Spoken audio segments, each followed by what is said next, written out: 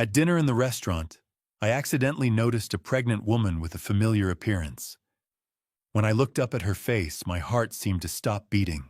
The daughter-in-law that my son said had run away 8 months ago.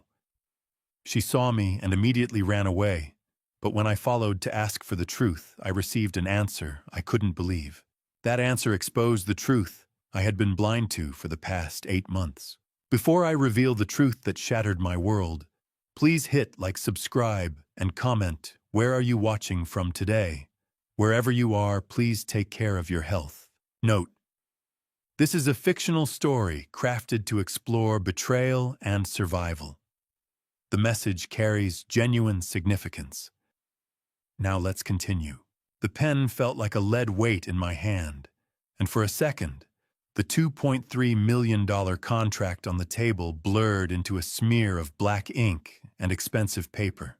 I, Mitchell Stone, at 59 years old, felt the weight of my commercial construction empire pressing down on me as I sat in the dim light of Belmont's. The smell of expensive steak and floor wax usually signaled a win, but tonight it only made the nausea clawing at my throat feel more real. My hands, which had once hoisted steel beams and laid the foundations for the city's tallest towers, were betraying me. A subtle tremor made the gold nib of the fountain pen dance over the signature line. It was a physical vulnerability I had spent months hiding, a recurring sickness that made the opulent Valentine's Day decor of the restaurant feel like a rotating carousel of red roses and mocking candlelight. Across the table, Gerald Thompson, my business partner of 20 years, sat watching me, his 55-year-old face etched with the impatience of a man who lived for the next zero on his bank statement. He shifted in his seat, his silk tie catching the light from the chandelier. "Mitchell, you have been staring at that line for 3 minutes," he said, his voice cutting through the hum of the dining room. "Is there a problem with the numbers?" I blinked, trying to force the swimming figures into alignment. "Just the lighting, Gerald," I managed to rasp, my voice sounding thin even to my own ears. "My eyes aren't what they used to be." I took a shallow breath, grounding myself by focusing on the cold, heavy weight of the pen. I was the king of Stone Enterprises, a man with $45 million in the bank. Yet I felt as though I were drowning in a glass of water. How could a man with $45 million in the bank feel like he was drowning in a glass of water? The room tilted slightly, the edges of the contract fraying into gray shadows. I needed to sign. I needed to finish this deal before the world completely dissolved into the floorboards. But then a rhythmic, heavy sound of footsteps approached. It wasn't the brisk, light-footed pace of the usual service staff. It was slow, deliberate, and carried a weary caution that made me look up. A waitress entered the periphery of our booth. She moved with a struggle that stood in stark contrast to the elegant diners surrounding us, her frame supporting a belly that looked far too heavy for her slender shoulders. I prepared to order a glass of water to clear my head, but as I raised my gaze, the air left my lungs. Hannah Vance, 25, looked like a ghost of her former self, in her stained apron, her 8-month pregnancy making every step a struggle. The woman my son Preston had sworn was a gold digger who had abandoned him for another man and disappeared forever was standing less than 3 feet away. Then I saw her. Not just a waitress. Her. My heart hammered a painful rhythm against my ribs, the dizziness replaced by a cold, piercing recognition that cut through the fog of my illness. "Good evening, gentlemen," she whispered, her voice trembling as she avoided direct eye contact. "Can I start you with some drinks while you look over the menu?" My hand tightened on the pen until the knuckles went white. "Water." I said the word, barely escaping my throat. Just ice water.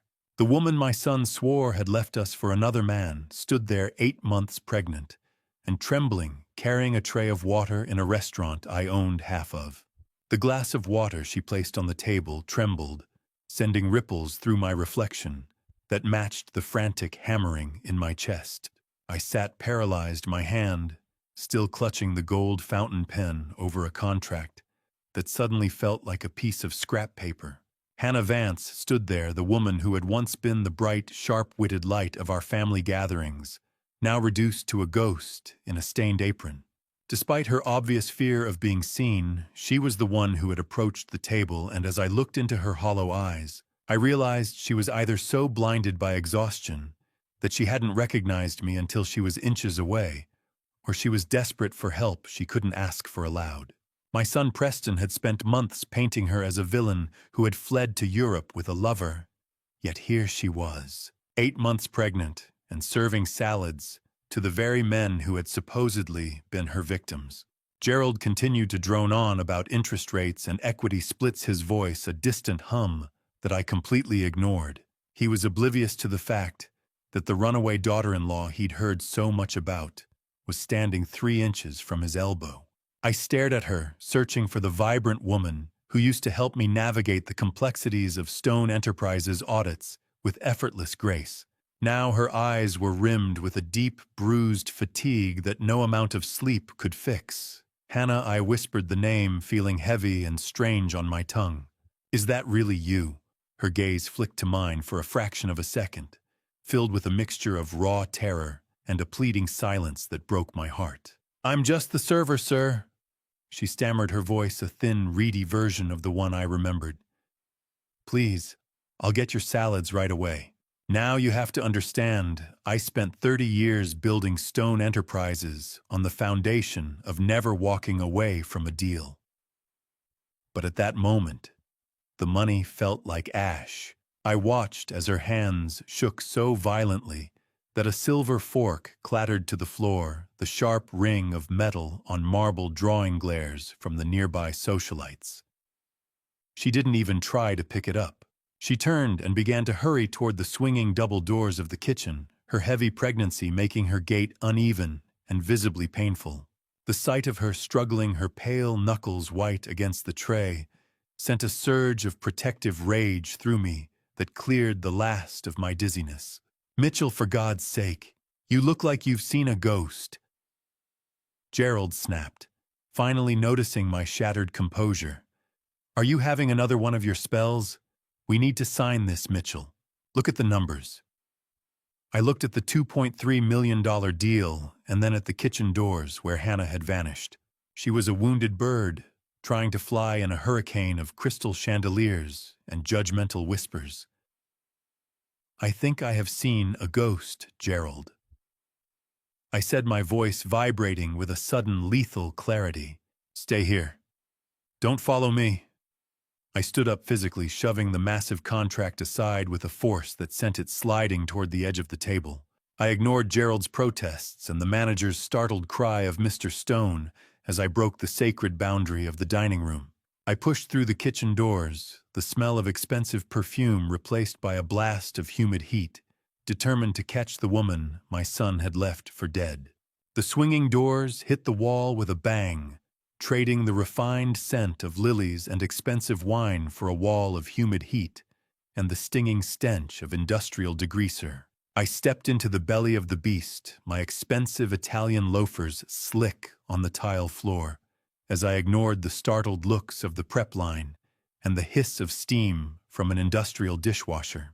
Tony, the 37-year-old head chef, who normally treated the kitchen like his personal kingdom, stepped back the moment he saw the look in my eyes. He started to protest, his mouth opening to defend his territory, but I cut him off before he could find his voice. Out of the way, Tony, I growled. I am not here for a health inspection. My eyes swept the stainless steel landscape past the barking orders and the clatter of pans until they landed on a shadowed corner by the prep station.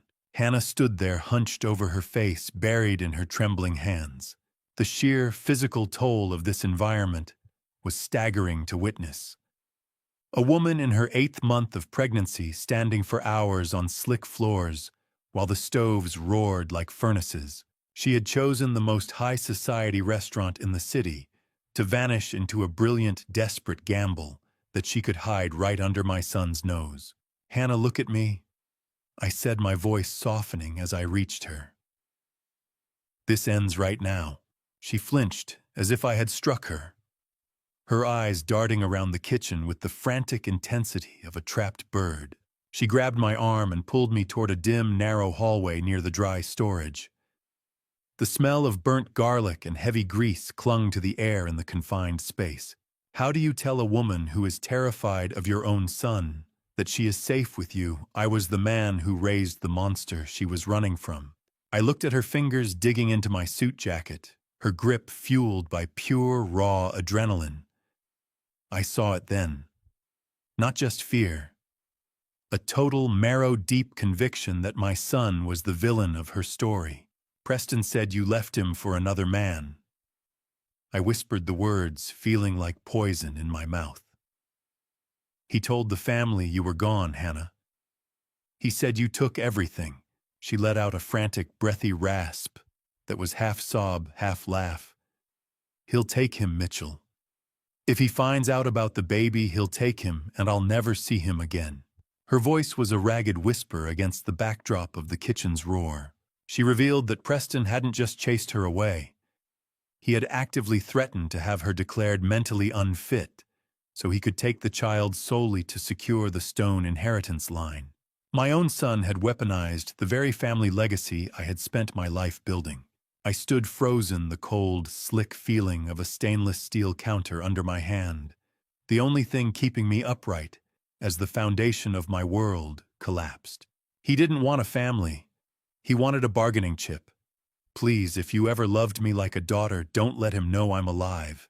She begged, her uneven breathing, the only sound in our dark corner. I looked at her, then back at the doors, realizing that every second we stood here, the monster I had created was just on the other side of the wood. The sound of Gerald calling my name from the dining room pulled me back to a reality that no longer mattered. I didn't even look back at the $2 million contract or my stunned partner. I simply moved my heavy overcoat catching on the chair as I lunged toward the service exit. The transition was a physical blow to my senses. I left behind the 72-degree ambiance of clinking crystal and hushed privilege charging through the kitchen where line cooks scattered like pigeons. Howard Bell, the 41-year-old manager with a permanent sneer for the underpaid, stepped into my path with a look of practiced concern. "Mr. Stone, sir, you can't be back here," he began, his voice oily with unearned authority. I didn't stop. I shoved past him, my shoulder connecting with his chest, just enough to send him stumbling into a prep table. "Save it for the lawyers, Gerald," I shouted back toward the dining room as the heavy metal door clanged shut behind me. The sudden sharp transition from the restaurant's warmth to the 28-degree Philadelphia winter hit me like a wall of ice. My lungs burned as I inhaled the frigid air, the opulent smells of Belmont's replaced instantly by the stench of garbage-wet cardboard and stale exhaust. I was effectively tanking the most important negotiation of the fiscal year, a $2 million deal that Gerald had spent months grooming, but as the wind whipped through my hair, the money felt like nothing more than paper scrap. For 30 years, I had been Mitchell Stone, the man who never left the table until the ink was dry. Tonight I was just a man chasing a ghost through the frost. How many times had I sat in that very restaurant eating $500 steaks while my grandson was being fed through a soup kitchen line? The thought was a jagged edge in my throat. I looked down the length of the narrow, lightless alleyway. There in the shadows, beside a rusted dumpster, I spotted a small, trembling silhouette huddled against the damp brick wall. It was Hannah. She was gasping for air, her thin cotton waitress uniform offering no protection against the winter chill. Her hands were clutched tightly over her swollen belly, her shoulders racking with silent, violent tremors. "Hannah, stop, please." "I'm not here to hurt you," I called out, my voice cracking as I stepped into the dim yellow glow of a single security light. She looked up, and the sight of her blue-tinged lips and chattering teeth made my stomach turn. "Mr. Stone, you shouldn't have followed me," she rasped, her voice a desperate, frozen whisper. "If he finds out, you don't know what he'll do. The lies didn't just have layers, they had teeth. Hannah, look at me, I demanded, coming closer but keeping my hands visible. Why are you out here? Why did Preston say you ran?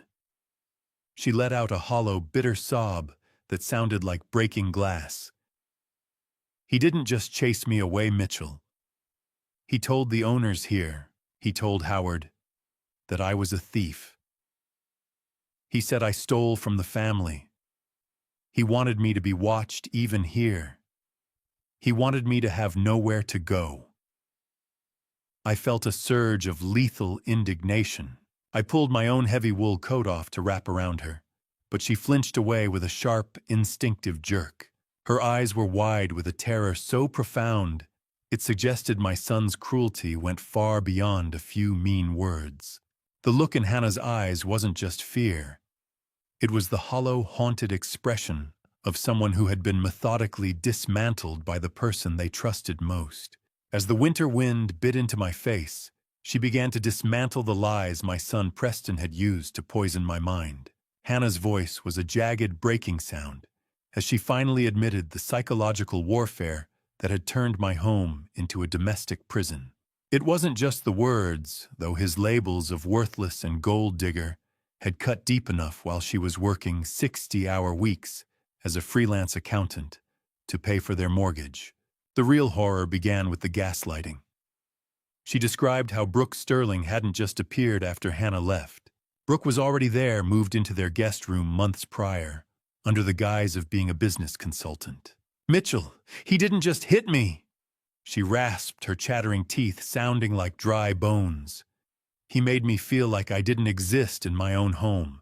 I stood near the metallic, sharp-smelling dumpster, nauseated by the betrayal. Brooke was already there. While you were still living under that roof, I asked, my voice barely a whisper. The realization that I had raised a man capable of such cruelty felt like a physical weight pressing down on my lungs. My own blood. My own flesh. He was a stranger to me now. He wasn't just my son. He was a predator who had converted his own house into a siege. But the betrayal went even deeper. Brooke Sterling wasn't some stranger Preston had found in a bar. She was my own former junior associate, a woman I had personally fired for egregious ethics violations. Preston had secretly hired her back behind my back, bringing a wolf into the very heart of his home to devour his wife. Hannah detailed a living nightmare, where Brooke began wearing Hannah's clothes and jewelry while Hannah was still living there. They would sit in the dining room laughing as if she were a ghost, or a piece of furniture, openly discussing their future together. She wore my wedding anniversary dress to dinner in our own home. Hannah said, her white-knuckled fingers gripping her pregnant belly so hard I feared for the child. And my son, he just let this happen, he encouraged it. I asked, my righteous indignation boiling into a cold, lethal fury. They weren't just having an affair. They were conducting a slow-motion execution of Hannah's soul. Every story Hannah told stripped away another layer of the respect I once had for my own legacy. My son had spent my money to facilitate a domestic execution, and I had been too busy expanding Stone Enterprises to see the rot in my own foundation. I reached out to steady her, the biting sting of the wind, a distant annoyance compared to the fire in my chest. Hannah's voice dropped to a terrified whisper as she looked over my shoulder toward the restaurant door, her body going stiff with a fresh wave of panic. But Mitchell Brooke wasn't just there for the money. She set her eyes wide with a terror that suggested the worst was yet to come. She brought the powders. She said they were to help you retire early. A cold sweat that had nothing to do with the February wind broke across my neck as the word powders fell from Hannah's lips, snapping my own months of fatigue into a terrifying new focus. My world began to spin, not with the familiar vertigo I'd been battling, but with the nauseating clarity of a man realizing the roof he built is rigged to collapse. I realized in that heartbeat that my dizzy spells and the sudden unexplained lapses in my strength weren't the inevitable toll of aging or the stress of my empire. They were a design, Hannah's mention of Brooke bringing powders confirmed that I was being actively poisoned by the same monster who had dismantled her life. I reached out to steady her, but her knees buckled before my fingers could gain a purchase on her thin uniform. She slumped into the snow-dusted gravel of the alley, clutching her stomach and gasping in a way that made my blood run cold. The winter chill and the sheer weight of her terror had finally broken the last of her endurance. "Hannah, stay with me, look at me." I roared, the sound echoing off the brick walls of Belmont's like a gunshot. I didn't care who heard. I didn't care about the $2 million contract sitting cold on the table inside. "Henry, bring the car around to the service gate." Now I screamed into my phone, my voice raw with a paternal desperation I hadn't felt in decades. Henry, my 46-year-old driver who had been with me through 3 construction booms and a divorce, didn't ask a single question as he vaulted over the hood of the car, tires screeching against the frozen asphalt. My grandson was in that womb. My legacy, my future, shivering and fading in the back of a car while I sat there powerless. It was a visceral, gut-wrenching realization that eclipsed every professional triumph I had ever achieved. I lifted Hannah's frail weight, shocked at how little there was of her beneath the heavy pregnancy, and settled her into the leather back seat. The contrast between my luxury vehicle and her threadbare, stained uniform was a nauseating reminder of the distance she'd fallen under my son's shadow. Henry tore through the Philadelphia streets, ignoring red lights and the honking of lesser men. I held Hannah's hand, feeling the terrifyingly weak pulse against my palm, while she drifted in and out of consciousness, her skin freezing and clammy. Philadelphia's lights blurred into long, mocking streaks of neon as we raced against a clock that had been ticking behind my back for 8 months. Every thud of my heart against my ribs was a countdown. "Don't you dare close your eyes, Hannah. Your son needs you. I need you." I whispered, my voice thick with protective fury. She stirred, her eyes fluttering open for a moment, glazed with pain. "Mr. Stone, the powders. He puts them in the morning. Your coffee." She muddled, her voice barely audible over the roar of the engine. She mumbled that Brooke hadn't just brought them. She had bragged about the industrial chemical supplier where she bought them, a detail Brooke likely thought Hannah was too broken to remember. The automatic doors of the Penn Medicine ER hissed open, smelling of hospital antiseptic and floor wax. I didn't wait for a gurney. I carried her in myself under the blinding white fluorescent lights, screaming for help, until a swarm of white coats surrounded us, tearing her from my arms into the sterile unknown. The smell of hospital antiseptic fought a losing battle against the metallic scent of my own fear as I stared at the blood-stained sleeve of my $3,000 suit. I paced the linoleum floors of the Penn Medicine waiting room, my ears ringing with the clinical rhythmic squeak of rubber shoes on hospital linoleum. I felt a crushing remorse as I learned from the intake nurse that Hannah had actually been to this hospital months ago.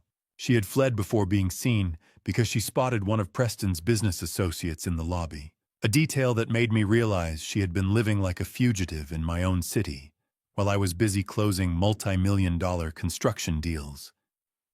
Dr.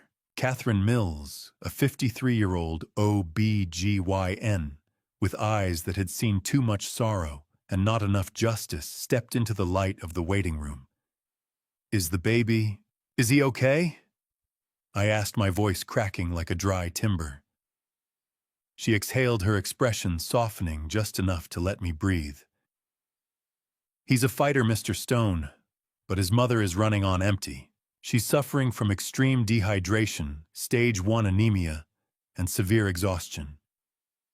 She hasn't had a proper meal in days." The diagnosis of neglect was a physical blow to my chest. My grandson was miraculously stable, but he was flourishing at the cost of his mother's life. How could a man who built skyscrapers fail to build a simple roof of safety for his own family? I spent 30 years hoisting steel and glass into the heavens, yet I had allowed the foundation of my own bloodline to erode in the gutters of North Philly. I refused to leave Hannah in a public ward where my son might find her.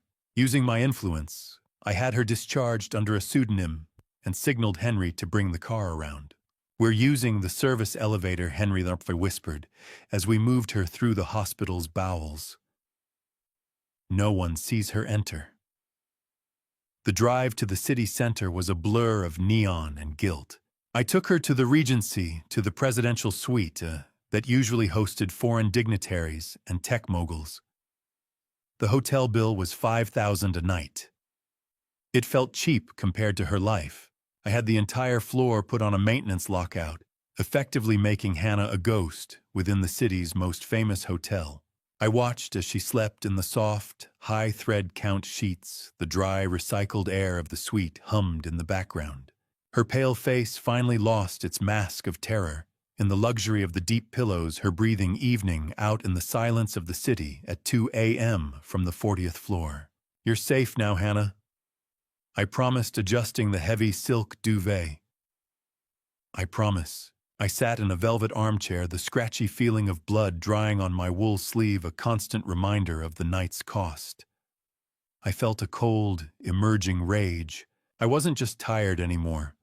I was a man who had finally seen the blueprint of his own son's betrayal. As I watched the rhythmic rise and fall of her chest, my phone buzzed in my pocket. A text from Preston, asking if I'd recovered from my dizzy spell yet.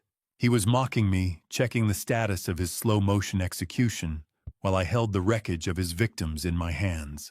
The morning sun hit the glass towers of Philadelphia with a blinding clinical intensity. As I prepared for a war I never wanted to fight, I didn't bother calling ahead. I simply leaned my weight against the doorbell of Preston's glass-walled fortress, the vibration echoing the cold, rhythmic thumping of my heart. Preston Stone, my 35-year-old son, stood in the doorway of his luxury loft, with an air of unearned superiority that I had finally begun to see through.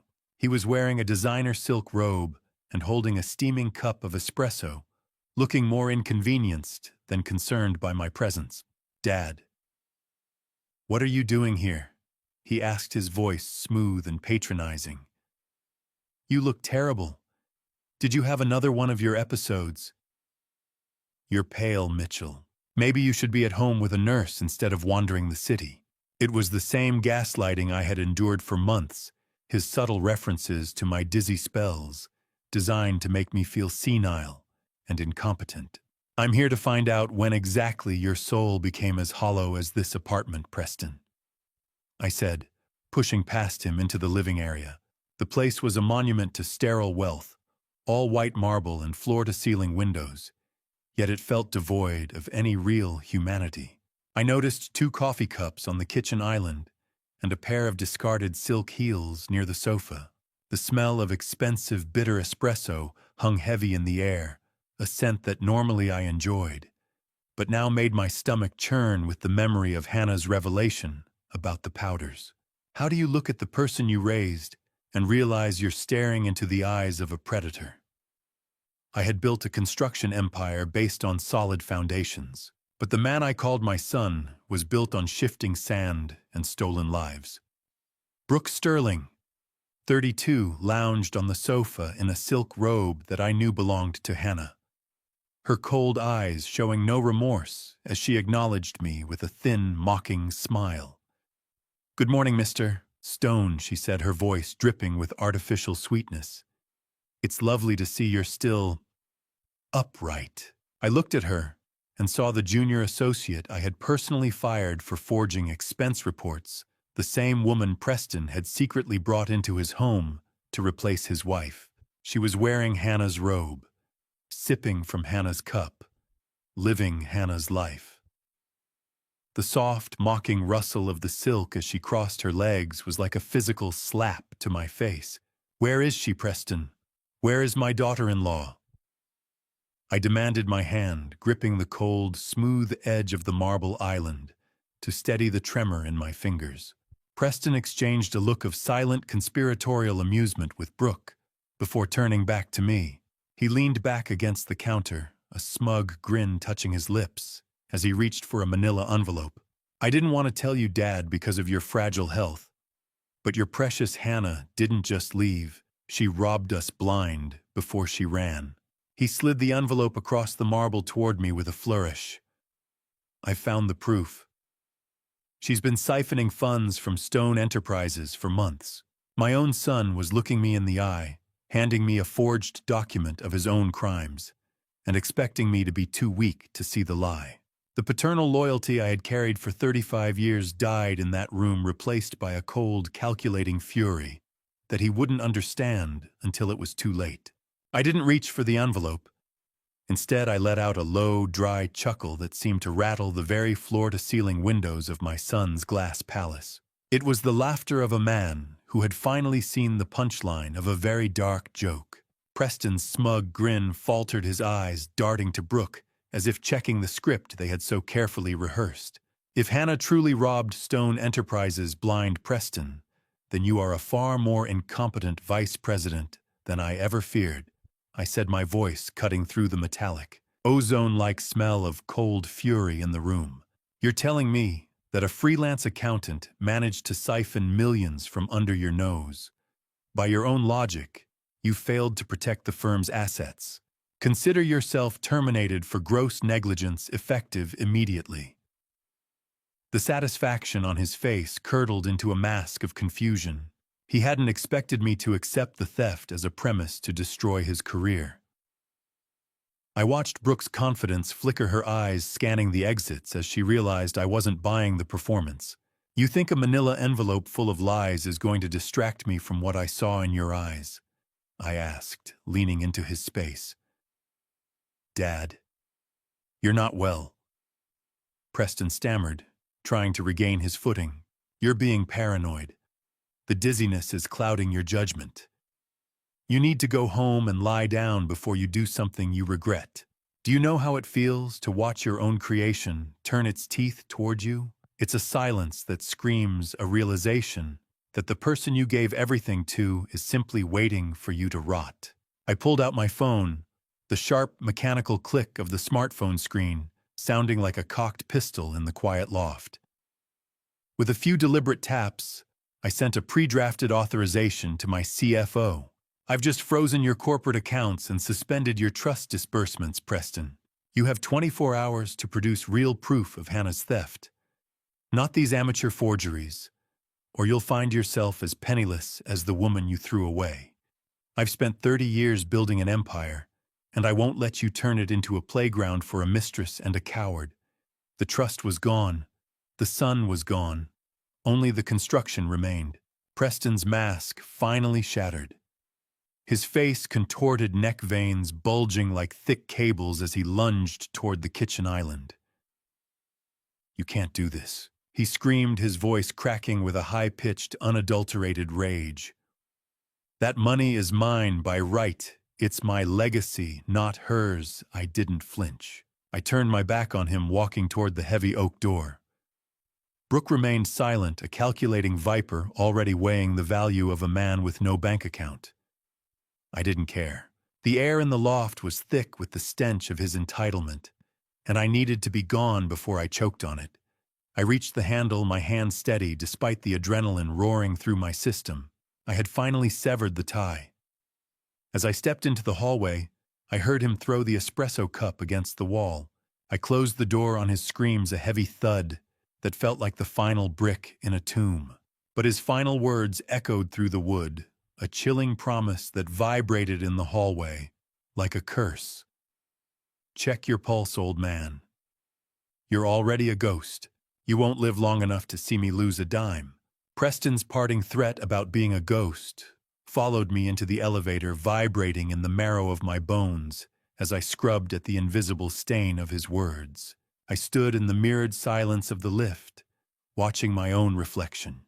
I looked weary, the skin beneath my eyes sagging with a fatigue that no amount of sleep could cure. But my mind was sharpening into a weapon. I realized as the numbers descended that Hannah's disappearance hadn't been an act of cowardice or a simple flight from a crumbling marriage. It was a tactical retreat. She had gone into the shadows, not just to save herself, but to protect the evidence she had spent months gathering against the man who shared my name. I stepped back into the presidential suite at the Regency, the plush silence a stark contrast to the venomous shouting I had left behind at the loft. Hannah was awake, sitting up in the massive bed. She looked small against the backdrop of the silk headboard, her eyes searching mine for news of the world she had fled. I sat at the edge of the mattress, the physical weight of the morning pressing on my shoulders. I told her I had frozen Preston's accounts, and for the first time, I saw a flicker of hope extinguish the terror in her gaze. "He is never going to stop Mitchell," she whispered, her voice barely audible over the hum of the suite's climate control. "He thinks he owns the air I breathe." I took her hand, finding it cold, but steady. "Then we will take the air back, Hannah, starting with the money." How could I have missed it? I pride myself on being a man who sees the structural integrity of everything, yet I was blind to the rot in my own foundations. I had spent 40 years inspecting blueprints for microscopic flaws, while a catastrophic failure was happening in my own living room. Hannah asked me to bring her the small, battered nylon backpack she had arrived with. I felt the rough texture of the material, a cheap thing that seemed out of place in this room of velvet and gold. She reached into a hidden seam in the lining, her fingers moving with practiced precision, and pulled out a thin, black-bound ledger. It smelled of old paper and dust, a ghost of the life she had tried to keep. She opened it on the duvet, the silence of the suite punctuated only by the dry rustle of turning pages. She began to point out the discrepancies, showing me where $750,000 had been siphoned through shell companies I never authorized. The numbers didn't lie.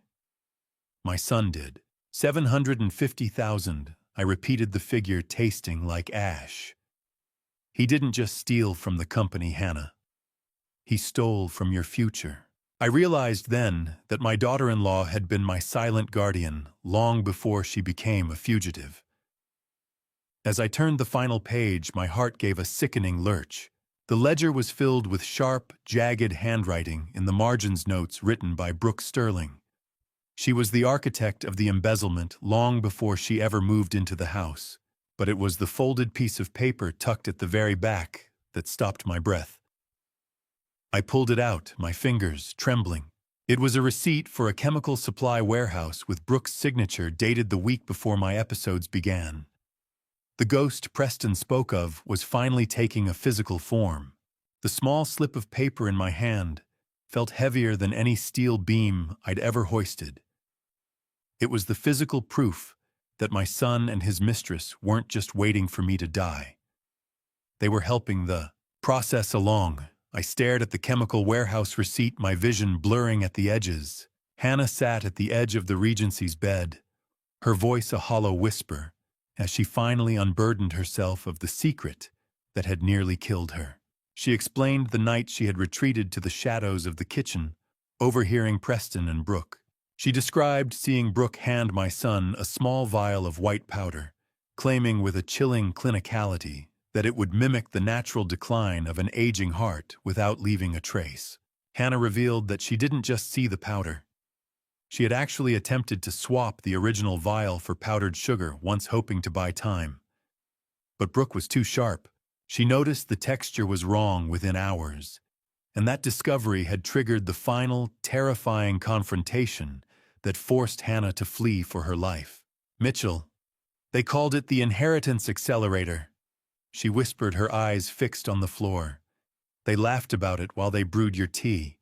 The nauseating clarity of her words hit me harder than any physical blow. My own son, the boy I had taught to build and to lead, was stirring my own grave into my morning cup every single day. The metallic taste in my mouth, the one I had dismissed as a side effect of stress, was the flavor of my only child's betrayal. Is there a word for the moment you realize the person you'd give your life for is actively trying to take it? I looked at my hands, the hands that had founded an empire, and saw them trembling with a cold, clinical rage. I couldn't be a victim anymore. I had to become a hunter.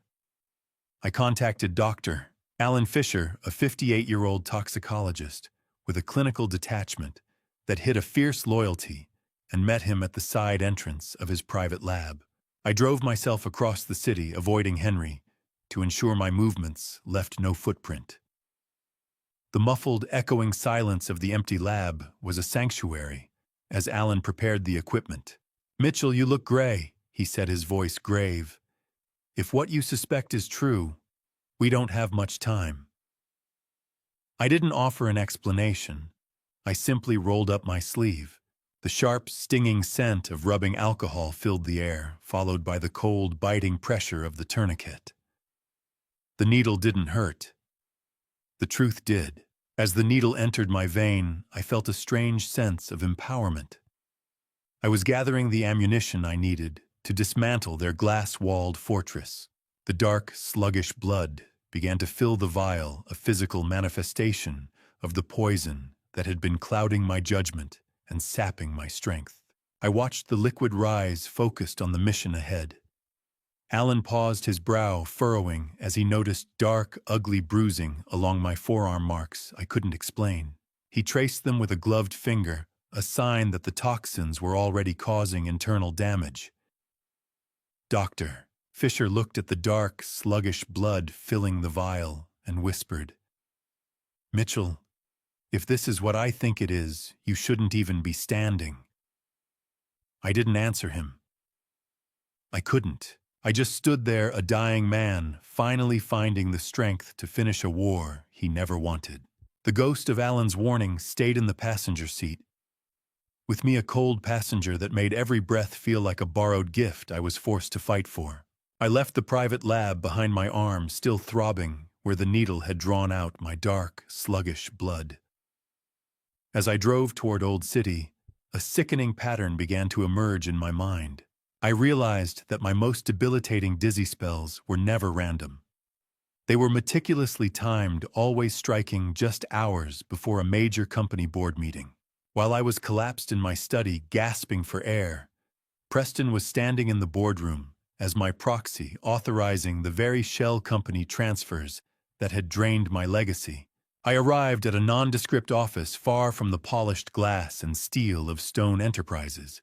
Rebecca Sinclair, a 48-year-old forensic accountant, with a mind like a razor and a reputation for finding money in places it had no right to be, didn't even offer me a hand to shake.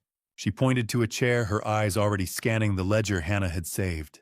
"I want every penny tracked, Rebecca," I told her, the blue glow of the monitor reflecting in my tired eyes. "I want to see the blood on the trail." She didn't look up, her fingers creating a rhythmic, annoying clicking on the keyboard that filled the small, stale-smelling room. "This isn't just theft, Mitchell," she whispered. "This is a systematic erasure of corporate assets. How do you rebuild a foundation when you're the one who let the rot in? I was the architect of my own ruin, a man who built monuments but couldn't see the termite at the base." The silence in the room was heavy with the weight of 30 years of trust being ground into dust. Rebecca suddenly paused, her screen flashing with red flags. She pointed to two names on the payroll, Leo Grant and Marcus Thorne. Both had been terminated for gross negligence 6 months ago. She cross-referenced their login IDs with the siphon transactions, proving that Preston had used their credentials to move $750,000 while they were out on site visits. I felt physically ill. I had looked into those boys' eyes and called them thieves, while my own son was the one holding the knife. Leo had a toddler. Marcus had a mortgage. My son had Brooke. I had signed their termination papers personally, believing the proof Preston had manufactured. The guilt was a suffocating pressure in my chest. "He used them, Mitchell." Rebecca said, her voice a clinical blade. "They were the sacrificial lambs for his offshore accounts." I stared at the screen, my clinical fury mounting as she uncovered the final layer of the shell company registration. They weren't just in Preston's name. They were registered under Brooke Sterling's maiden name. She was the primary beneficiary, the puppet master pulling the strings of my son's greed. Rebecca looked up from her screen, her face turning a ghastly shade of pale as she leaned closer to the monitor. "Mitchell, it's worse than the money. She whispered the hum of the computer fans, suddenly sounding like a roar in the small office. Look at the insurance policy amendment Preston filed last month. He didn't just want the company. He was betting on my death. I stared at the insurance amendment until the numbers burned into my retinas, a death warrant, signed by my own flesh and blood, and gift-wrapped in corporate fine print. The dry, papery smell of the documents in Rebecca's office felt like the dust of a tomb. It wasn't just an increase in premiums. Preston had used the biometric data from my own tablet, while I lay in a drug-induced stupor during one of my recovery naps to forge my digital signature. He had increased the accidental death rider to a staggering $10 million. $10 million, Rebecca, I asked, my voice sounding like gravel grinding together. He couldn't even wait for nature to take its course. Rebecca didn't look up from her monitor, her face pale in the artificial glow. He's not waiting for nature, Mitchell. He's accelerating the schedule. The timing of the amendment perfectly aligned with the onset of my dizzy spells, confirming that my murder was no longer a matter of if, but a planned financial transaction. I felt a hollow coldness in my chest, a void where paternal pride had once lived. The son I had raised, the boy I had taught to hold a hammer and a compass, saw me only as a decaying asset to be liquidated for a payout. I left that office walking like a man through waist-deep water, the weight of the insurance papers dragging at my very soul. The Philadelphia skyline, which I had spent 30 years helping to shape, looked like a collection of jagged teeth ready to snap shut. I returned to the Regency Hotel, my body trembling with a weary determination that bordered on the lethal. I needed to see Hannah. I needed to see the only pure thing left in the wreckage of the Stone legacy. The rhythmic thrumming of the hotel suite's air conditioning was the only sound as I entered. Hannah was resting, the terror in her eyes finally beginning to recede under the safety of the lockout. To calm her nerves, I sat by her side and began to read a story, my voice a low, gravely rumble in the quiet room. As I read, I rested my hand on the warmth of her stomach through the soft cotton of her robe.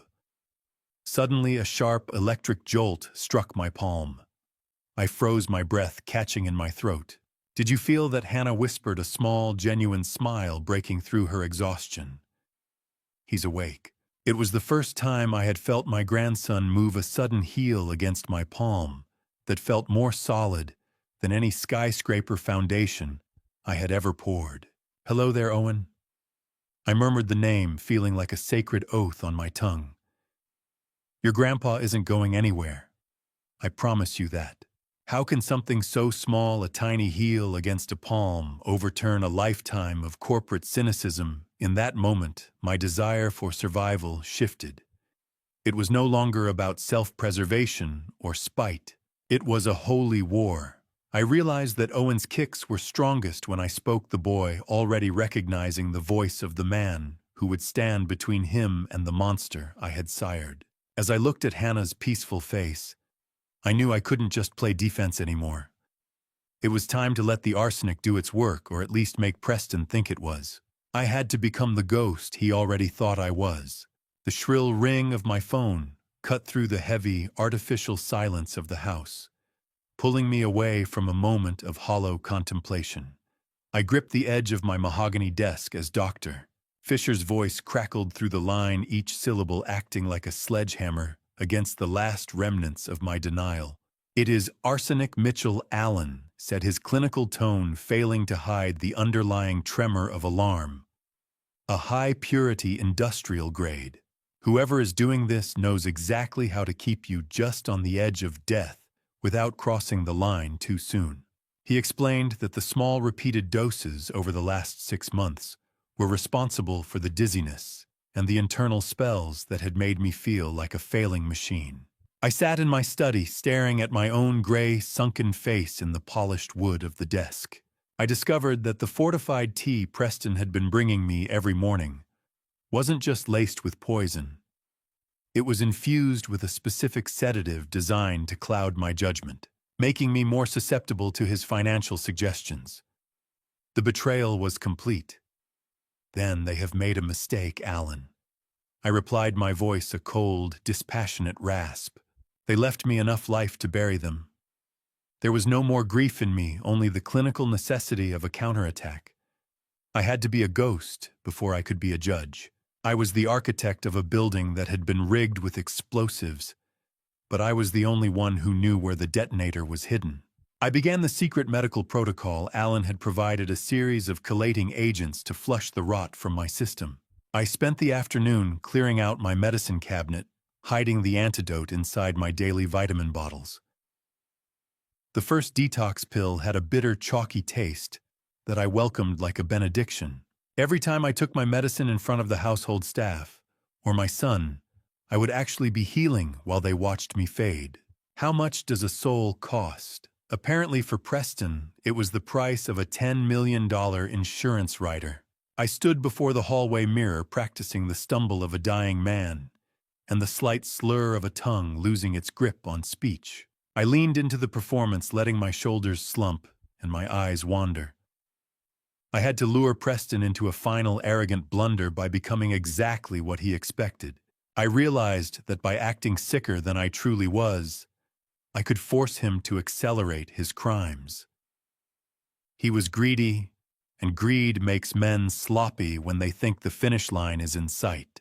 I wanted him to rush, to leave a hurried trail of digital breadcrumbs for the forensic accountants to find.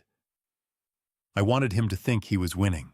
I wanted him to believe the Stone legacy was ripe for the taking. The rhythmic, mocking chime of the doorbell echoed through the house, signaling the arrival of the monster. My pulse quickened, but I forced my features into a mask of pathetic exhaustion. I heard his jaunty footsteps on the hardwood, a sound that used to bring me a father's joy, but now felt like a countdown.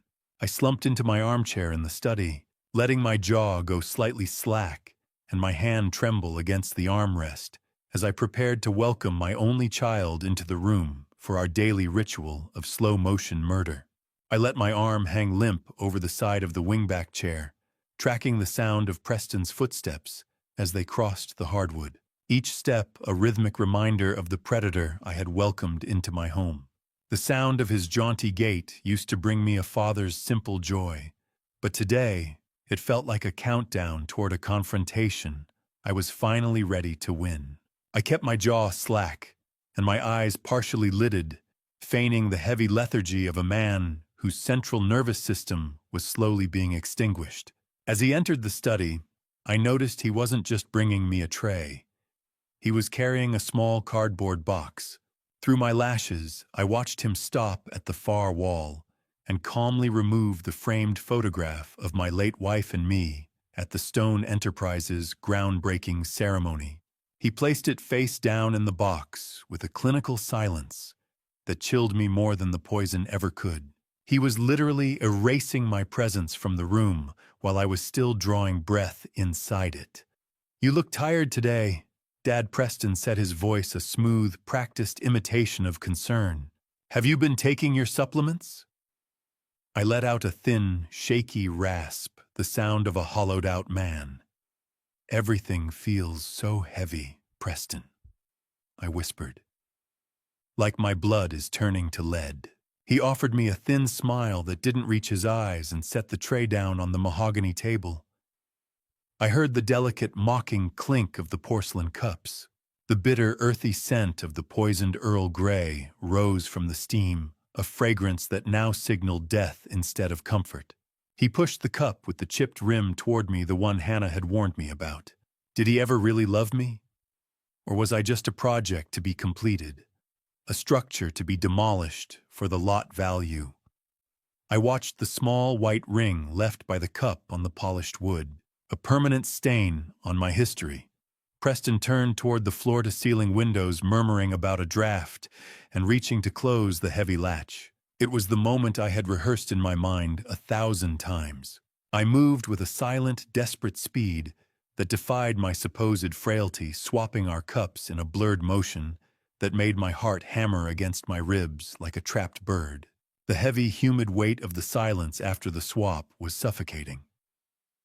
When he turned back, my hand was already trembling as I reached for the handle of the safe cup. "Drink up, Mitchell," he said, using my name with an arrogant familiarity that proved he already considered me a ghost. It is a special blend, Brooke found. Very restorative. I watched him take a deep, satisfied sip from the cup meant for me. He swallowed. He smiled. He signed his own confession with a sip. I felt a cold, dark satisfaction as the poison and the sedative meant for the father began its journey into the son. Because I had been secretly detoxing for days, I knew the inheritance accelerator would hit his clean system with the force of a freight train. I hope it is as effective as you say, I murmured, watching the rim of his cup. As Preston stood to leave, he stumbled slightly, his hand catching the edge of the desk. His eyes glazed over for a fraction of a second, the first sign that the dose was already claiming its new host. I waited until the taillights of Preston's Audi faded into the Philadelphia drizzle before I grabbed my keys, the ghost of his stumble still playing behind my eyes like a satisfying loop of cinematic justice.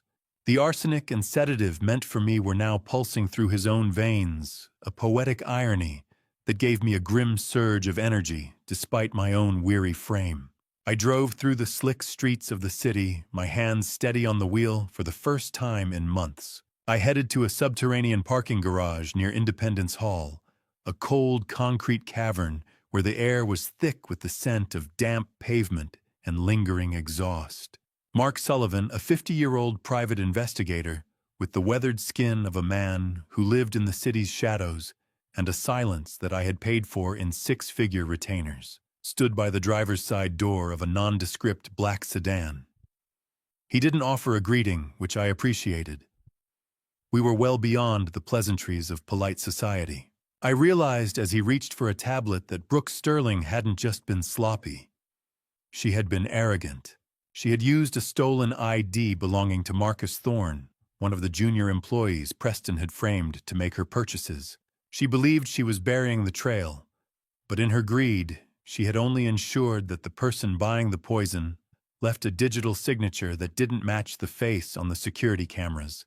"Did you find it, Mark?" I asked, my voice echoing against the low ceiling. "Tell me she was sloppy." Mark tapped the tablet, his face illuminated by the harsh blue light of the screen. "She thought she was a ghost, Mitchell," he replied. "But everyone leaves a footprint." The air around us felt heavy, the flickering buzzy hum of an old fluorescent light above us, adding to the clinical atmosphere of the exchange. How much planning goes into a murder? I wondered if they'd scheduled my funeral between their brunch dates, or if they had already picked out the champagne for the day the life insurance cleared. Mark handed me the tablet, and I felt the cold glass under my fingertip. The surveillance footage was grainy and black and white, but there she was. My son's future. My executioner. Brooke was wearing a poorly fitted wig and oversized dark glasses, entering an industrial chemical outlet on the edge of town. I watched her sign the electronic pad for a restricted batch of trioxide, the primary component of the poison that had been sapping my strength for 8 months. I watched her smile at the clerk, a charming, lethal viper, purchasing the tools for my execution with my own company credit card through a shell company. Mark Sullivan watched my reaction, his eyes dispassionate. "That's her," I whispered. "Even with the wig, look at the way she walks." "That's Brooke. I have the clerk's testimony ready too." Mark added, his voice low. He remembers the lady in the black car very well. He thought she was a scientist or a laboratory runner. I felt a surge of physical nausea, not from the toxins this time, but from the sheer, naked depth of the betrayal. Mark tapped the screen again, bringing up a separate file that made my heart freeze. "There's one more thing, Mitchell. Brooke isn't just buying chemicals. She's been making inquiries about quick estate liquidations. And she's been meeting with a lawyer who specializes in international extradition. They aren't just waiting for me to die. They are already packing their bags." I didn't wait for the garage door to fully rise before I accelerated the plan for Brooke's international flight, acting like a shot of pure adrenaline that temporarily masked the tremors in my hands. The city lights of Philadelphia blurred into a cage of neon, but for the first time, I held the key. I arrived back at the Regency and executed the extraction with surgical precision. To solidify the decoy, I instructed Henry to drive the Regency town car straight to the airport and leave it in long-term parking, ensuring Brooke and her associates would believe we had already fled the state. Meanwhile, I moved Hannah under the cover of a late-night laundry delivery, her frail form hidden beneath piles of white linen as we slipped out the service entrance. We drove in a nondescript sedan to my private villa at Rittenhouse Square, a secondary property I'd kept off the corporate books for decades. It was a place Preston hadn't set foot in since his mother's funeral. A limestone fortress forgotten by the very son who thought he knew all my secrets. As I helped her through the heavy iron gates and heard the comforting, heavy click of the villa's deadbolt, I felt the shift in her energy. The fortress was no longer a sterile hotel room, but a home. I had already commissioned a nursery to be built in secret, and as she stepped into the room, the smell of lavender and fresh paint greeted her. "It's beautiful, Mitchell," she whispered, her fingers brushing the railing of the crib. "It smells like safety." Watching her face in that moment was the only payment I needed for the risk I was taking. He thought he was the hunter. He was just the dog chasing a scent I'd laid out in the mud. He didn't know about this place, and I intended to keep it that way. While Hannah settled into the silk sheets of the master guest suite, my son was currently miles away, wasting his remaining energy in the damp, dangerous alleys of North Philadelphia. I had leaked a rumor through one of Gerald's less than discreet associates that a woman matching Hannah's description was seen working at a 24-hour diner near Temple University. Mark Sullivan sent a brief surveillance clip to my encrypted tablet, and I watched with grim satisfaction. Preston looked frantic and disheveled, his designer coat stained by the gritty drizzle as he searched the slums. Does a father ever truly stop feeling the sting of his child's failure? Even when that child is trying to kill him, there is a hollow ache that no amount of justice can fill. But as I watched him dig through the trash, I realized his mind lived there anyway. "Let him search, Henry," I murmured to my driver as he stood by the door. "A desperate man is a loud man, and Preston is becoming very loud." However, as the footage continued, my brow furrowed. Preston wasn't just looking for Hannah. He was meeting with a known low-level criminal in a back-alley handoff. I realized then that my son wasn't just looking to find her. He was looking to hire someone to finish the job Brooke had started. He wanted the loose end tied permanently. I turned off the surveillance monitor, the silence of the villa wrapping around me like a shroud. I looked at the nursery door, feeling a brief moment of peace, but it was shattered by a sharp, sudden sound from the other room. A sharp, sudden gasp for air followed by a cry of pain. I rushed in to find Hannah clutching the bedpost, her face pale. "Mitchell," she gasped, her eyes wide with a new kind of terror. "It's time." Her water had just broken. I was across the room before the sound of the splashing water even hit my brain, my instincts as a builder overriding the arsenic-induced fog as I caught Hannah before she could slide to the floor. The smell of amniotic fluid mixing with expensive floor wax filled the air, a sharp organic scent that didn't belong in the sterile quiet of the Rittenhouse villa. My knees hit the cold, wet sensation of the floor with a dull thud, but I didn't feel the pain. I only felt the frantic, fluttering pulse in Hannah's wrist as she gasped for air. I realized with a jolt of ice in my veins that her labor was likely accelerated by a minor car-side encounter she had earlier that day with a delivery driver. A man I now suspected was one of Preston's scouts. The shadow was no longer at the gate. It was inside the perimeter. Hannah was gripped by her first major contraction, her face twisting in a mask of pain that made my heart stop. I checked the sharp, rhythmic ticking of the grandfather clock in the hall, 2:00 a.m. We were still weeks away from her due date, which meant the stress of the past month and the fear of the man I had sired had finally triggered an early arrival. "Breathe, Hannah," Just breathe. I commanded my voice, a gravely anchor in the storm. I've built skyscrapers in hurricanes.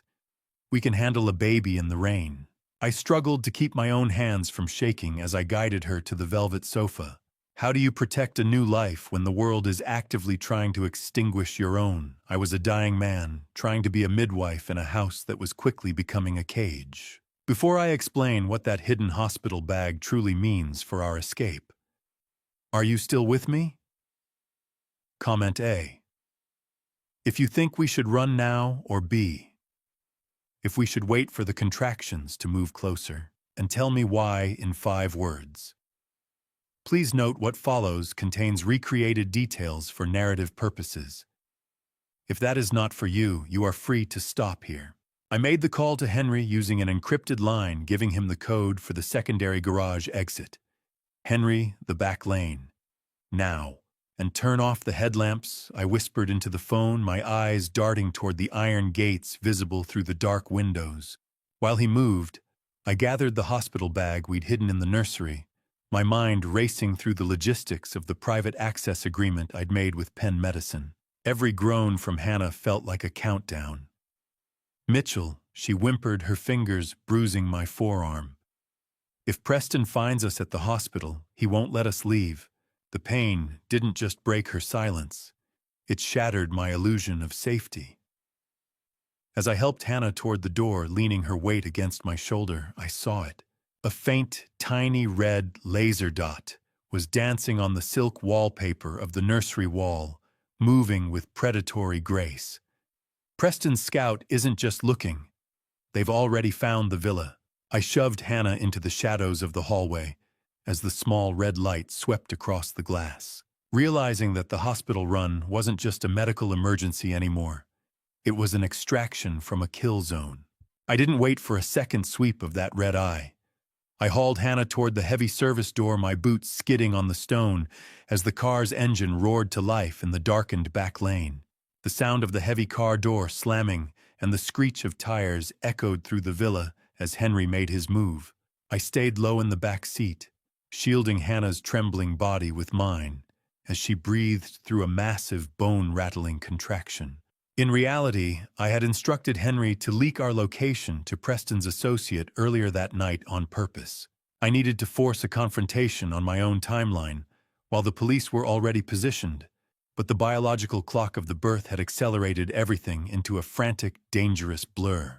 Henry drove with tactical precision, weaving through the narrow cobblestone backstreets of Philadelphia to lose any potential tail. The smell of burning rubber and cold rain filled the cabin as we executed a sharp, illegal turn onto a one-way street. I watched the rearview mirror, spotting a pair of headlights that lingered a bit too long before Henry successfully broke the line of sight. "Lose them, Henry." I growled, my poisoned heart pumping on pure adrenaline. "I don't care about the tires." "Stay down, sir," he replied, his voice a steady anchor. "We're 2 blocks from the perimeter." Have you ever felt the future of your entire bloodline screaming in the back seat of a moving car? It's a sound that erases every dollar I ever made, every skyscraper I ever raised into the sky. We reached the secondary ambulance bay at Penn Medicine, a restricted zone I'd secured weeks ago through a substantial equipment donation. The gates slid open only after Henry flashed a specific security badge, and we were immediately met by the blinding blue-white glare of the industrial ER lights. Dr. Mills and a discreet team of nurses were already waiting. The gurney wheels made a rhythmic, sharp thud on the bay floor as they rushed toward us. Hannah's hand gripped mine with terrifying strength, her knuckles white as a ghost's. "She's fully dilated, Catherine, move." I shouted, the urgency clawing at my throat. "I've got her, Mitchell, doctor," Mills replied, her eyes clinical and focused. "You stay back until we prep the room." The doors hissed. The world narrowed. The end began. As the car stopped and the nurses took over, Henry leaned into the window and handed me a burner phone. He had recovered it from the scout we bypassed at the villa gate. The vibration of the phone against my palm felt like a live wire.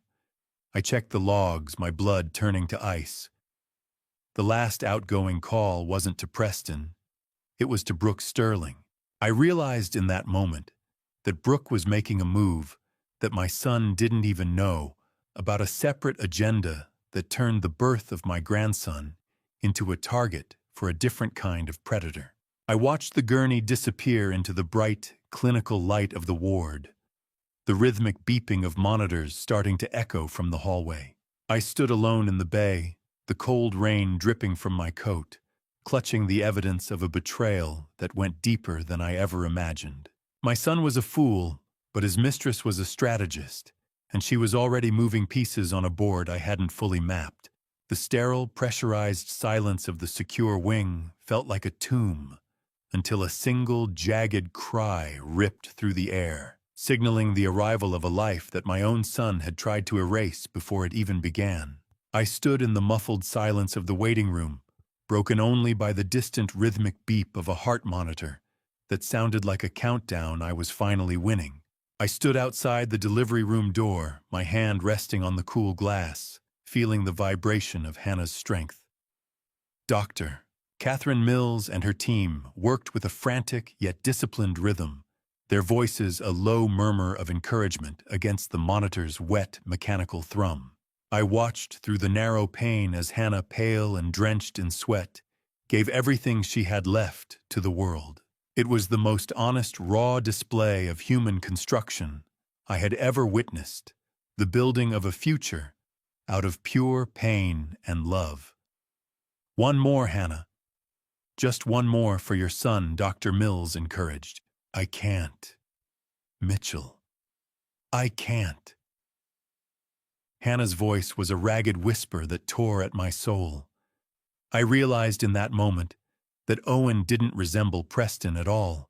Even through the glass, I could see the infant had the exact same jagged birthmark on his shoulder, that my own father had carried a genetic middle finger to the man trying to kill us.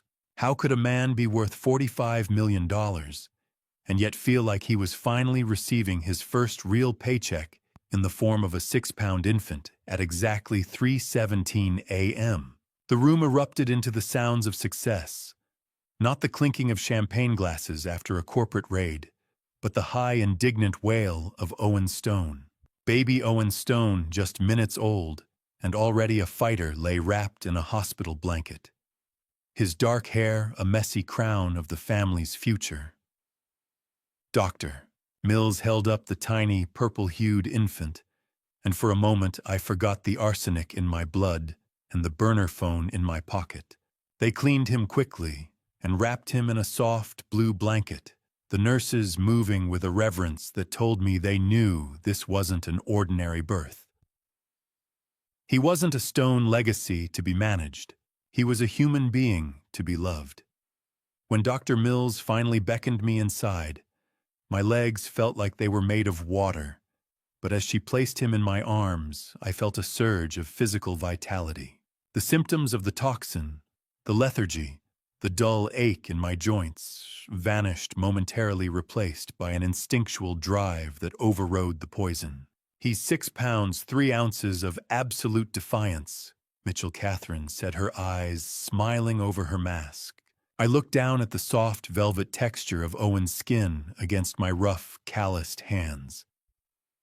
He looks like hope," I whispered.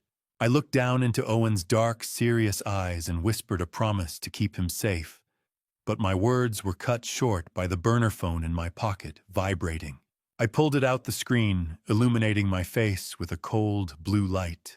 It was a picture message showing the exact hospital entrance where we had arrived, the car Henry had parked, still visible in the frame. The chilling realization that the sanctuary had been breached snapped me back into a state of high-alert paranoia. My grandson was finally here, and his father was already at the gates. I pulled my hand back from Owen's tiny fingers, as if the phone in my pocket had turned into a live nerve, the screen glowing with a high-definition image of our town car idling in the Penn Medicine ambulance bay. The chilling realization that the sanctuary had been breached settled over me like a cold Philadelphia fog. I stood in the recovery room, watching the blue artificial glare of the smartphone screen reflected in the glass of the window. Nicole Harper quietly entered the room, her face tight with a professional mask that didn't quite hide her alarm. She handed me her own device, showing me a trending post on a local Philadelphia society blog. A concerned citizen had posted a photo of the Stone family car at the hospital, speculating about an emergency berth in the secure wing. I realized then that the concerned citizen wasn't a passerby. The angle was too perfect, taken from the security kiosk. The hospital's own night shift guard, a man I'd trusted to keep the perimeter, was clearly on Preston's payroll. "It has already had 5,000 views," Mitchell Nicole whispered, the rhythmic mocking ping of social media notifications on her phone punctuating her words. "People are asking if it is an heir. An heir. No, it is a target." I rasped my pulse, beginning to race with the familiar arsenic-fueled thrum of panic. Preston isn't just coming. He is bringing an audience. The fortress of Penn Medicine, with its reinforced doors and private access, suddenly felt as transparent as glass. How do you fight a man who uses the very life you gave him as a weapon to destroy you? I had built monuments to the Stone name across this city, but I was currently standing in a cage of my own design. The burner phone I had recovered from the Scout began to vibrate in my palm, a metallic, angry rasp that cut through the sterile silence. I stepped into the hallway away from Hannah's sleeping form and answered. It wasn't a Scout. "I hope you're enjoying your last few hours of grandfatherhood," Dad Preston's voice said, devoid of the fake filial concern he'd used during our tea visits. "That boy is my ticket back to the board. I've already filed for emergency custody. Given Hannah's disappearance and her history of instability, the court won't even hesitate." I stood under the flickering fluorescent lights, the smell of stale coffee and industrial cleaner clinging to the air. "You will have to step over my body to touch that bassinet, Preston." I replied, my voice a low, lethal growl. His laugh was a jagged sound through the receiver. "Your body, Brooke, says the arsenic is just the appetizer, Mitchell.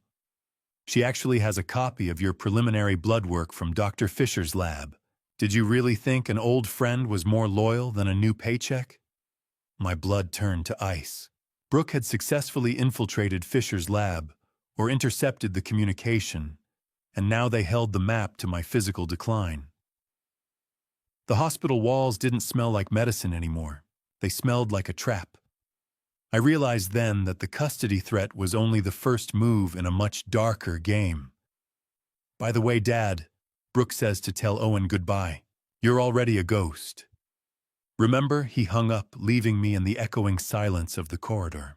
I stared at the phone, the mathematics of the audit, and the clinical reality of the poison finally merging into a single desperate mission. I wasn't just fighting for my company anymore. I was fighting for the very air Owen was breathing. The receiver clicked into place like the latch of a cage.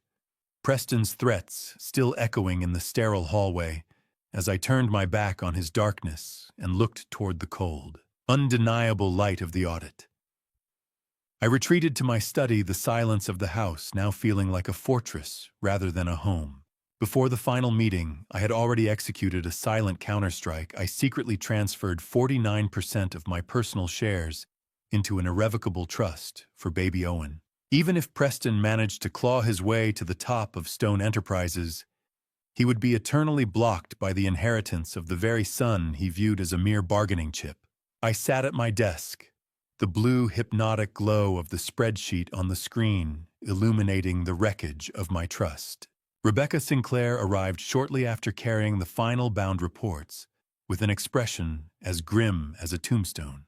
She laid out the digital map of the $753,000 theft, proving the money had been funneled into a Caribbean offshore fund tied directly to Brooke's biometric signature. I looked at the signatures Preston had forged, recognizing how he had used my own past contracts as a template for his betrayal. Every cent he stole was a brick pulled from the foundation of the house I built for him, and now I had the evidence to bring the whole structure down on his head. It is all here. Mitchell Rebecca said, her voice a sharp blade in the quiet room. The trail doesn't just lead to his door. It leads to his fingerprints. Good, I replied, staring at the smell of heavy ink and high-grade printer paper. I want him to see the exact moment the money he killed for vanishes. Is it still murder if the person you're killing is the memory of who you thought your son was? I felt a calculating dominance over the situation, a death of paternal mercy that left me cold and precise. I began the final phase of setting the trap. I composed a short clinical text message to Preston, inviting him to the presidential suite at the Regency to discuss a final settlement for Owen's future. I knew his greed would outweigh his caution. The lure of a corporate surrender would be too much for him to resist.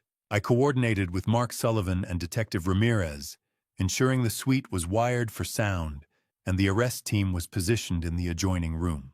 I looked at the medical file on my desk, the toxicology report that proved he was a murderer, and I felt a cold, terrifying peace settle over me. Regency Hotel, Suite 4001. Tomorrow at noon. Bring Brooke, I typed. The trap was set. The bait was the one thing he loved more than life, my money. He'll come, Mitchell Rebecca whispered as she prepared to leave. Men like him always show up to claim their prize. But as she reached the door, she paused, handing me one last document she had uncovered. My heart gave a sickening lurch as I read it. Brooke had already tried to cash out my $10 million life insurance policy, using a forged notice of terminal illness signed by a doctor she had bribed.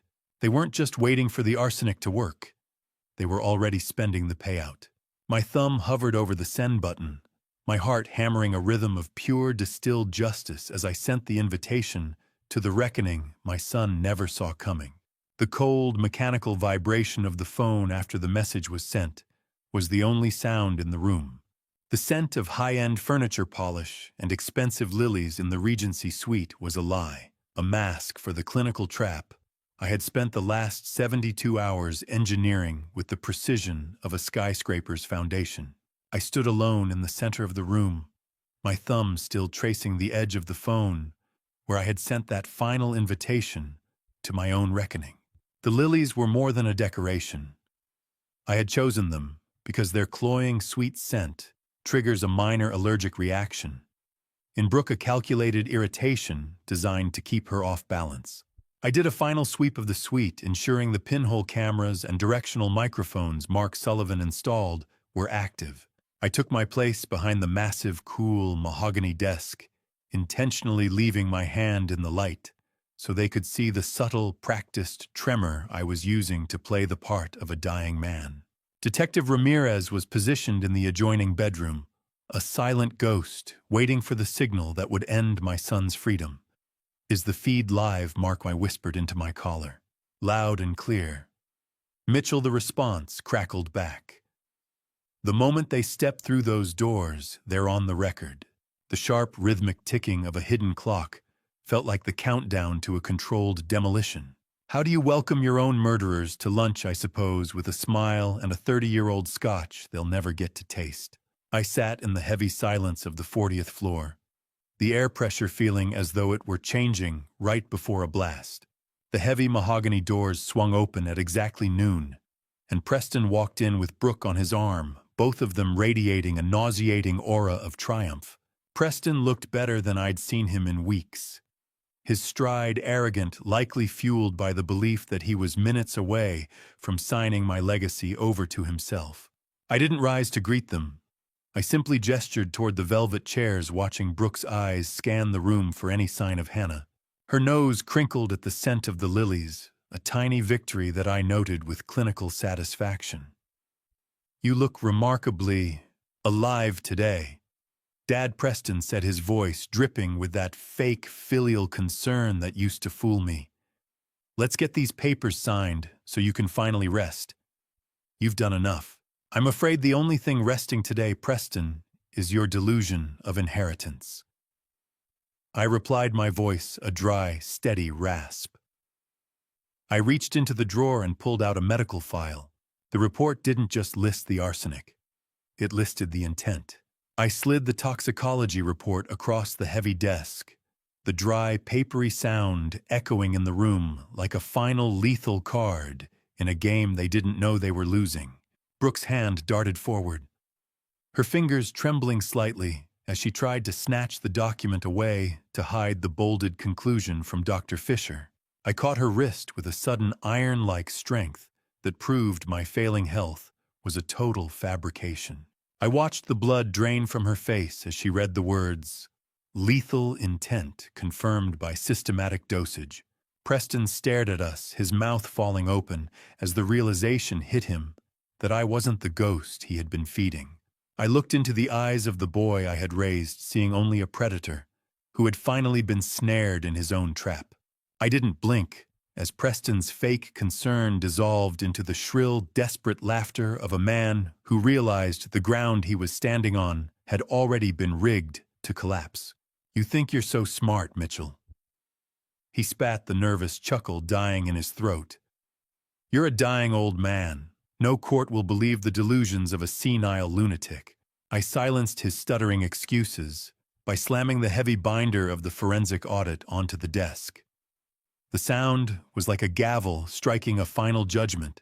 I began walking him through the $753,000 trail, pointing out the exact moments he used my dizzy spells to forge my signature on wire transfers.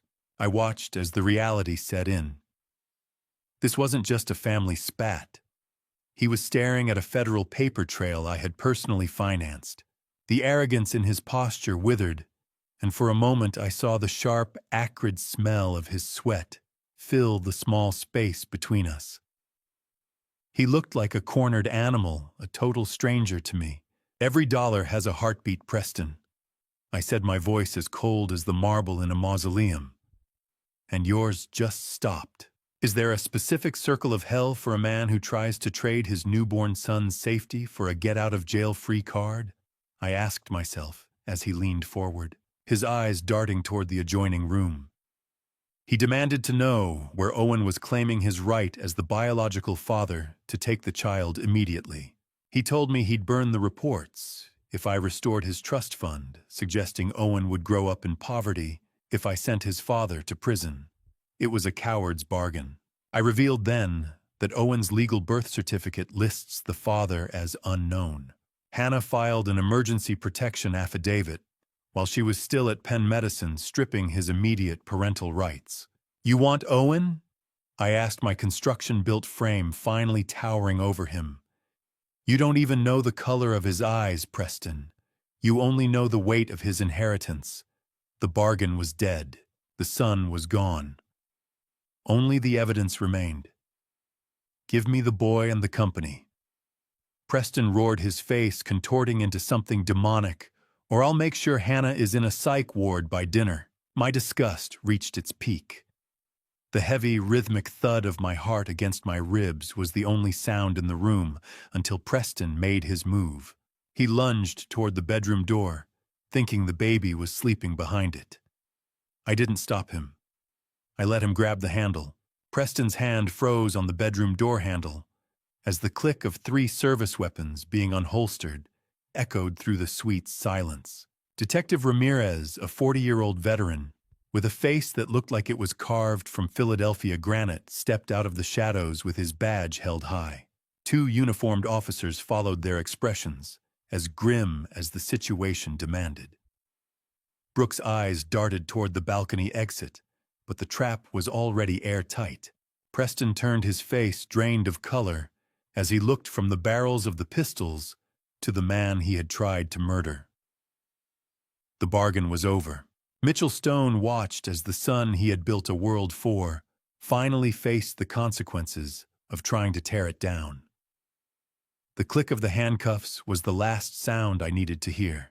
The transition from predatory silence to the deafening roar of authority was instantaneous.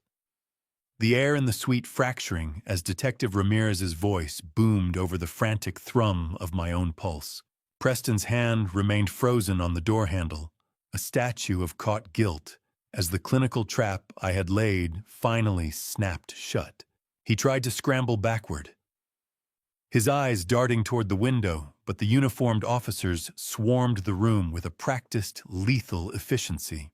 He began to scream a shrill, hysterical sound, claiming I was the one who had poisoned him during our last tea visit. It was a desperate gamble, but Detective Ramirez didn't even blink. The tea was swapped for a non-toxic sedative by Mark Sullivan hours before you ever touched that cup. Preston the detective said, his voice cold. We have the swap on camera. Officers forced my son to his knees on the plush Regency carpet, the blue and red flicker of police lights from the street reflecting against the gold leaf ceiling.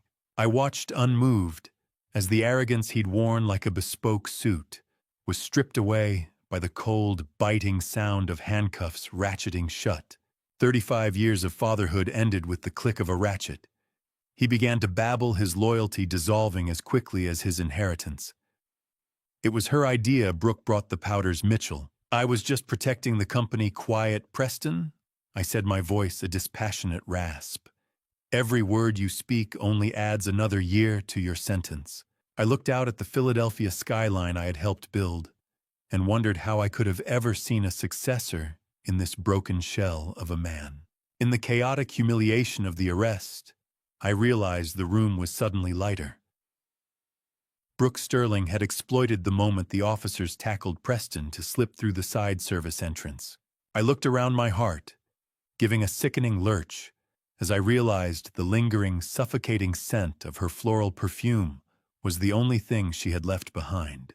I signaled to Mark Sullivan, but the hallway was already empty.